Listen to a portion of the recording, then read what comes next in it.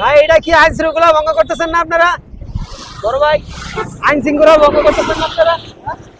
আইন শৃঙ্খলা ভঙ্গ করতেছেন না, এটা কি ঠিক? জানার পরও আপনারা এই কাজ করতেছেন। হাইওয়ে পুলিশ এলে তো আপনাকে গাড়ি ভিতরে লিয়ে যাবে।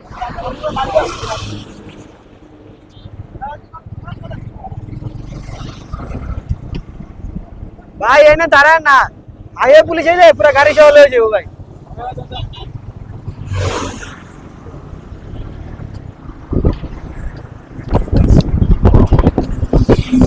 ভাই এটা কি ঠিক করতেছেন?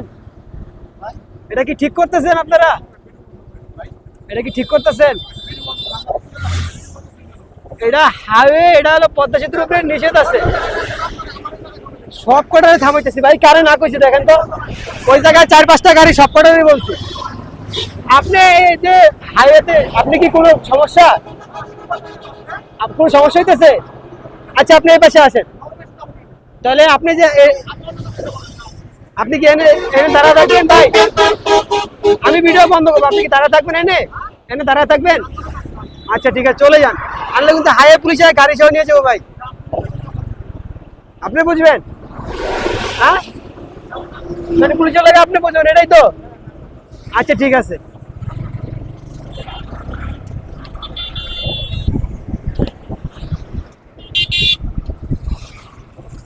ভাই এভাবে দাঁড়া থেকে ছবি বা ভিডিও নিয়ে না, হাইওয়ে পুলিশ এলে আপনাদের সমস্যা হইব ভাই। দাঁড়া থাকেন না, গাড়ি সহ নিয়ে যাইব।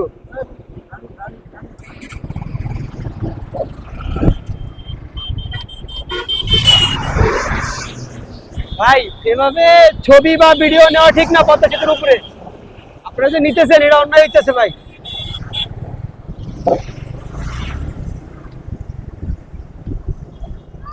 আসসালামু আলাইকুম। আপনারা যে পদ্মা সেতুর উপরে দাঁড়ায়া ছবি বা ভিডিও নিতেছেন, এটা কিন্তু সরকারি আইনগত দণ্ডনীয় অপরাধ। আপনারা চলে যান, নাহলে হাইওয়ে পুলিশ আপনাদের সমস্যা করবে।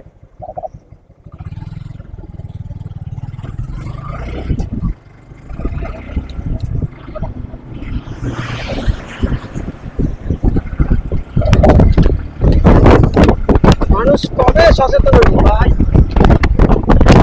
এই যে ওনাদেরকে এভাবে বললাম, বলার পরে ওনারা আমাদের কথাই বুঝতেছে না। ওনারা বলতেছে যে সমস্যা হলে আমারটা আমি বুঝবো। আসলে দেখা গেল এই জায়গাতে আইন শৃঙ্খলা থাকার কথা, হ্যাঁ, কেউ মানতেছে না। দেখি তিরপল নানি একটা কল দেয়। দাঁড়ান না, দাঁড়ান না, আইতাছে পুলিশ।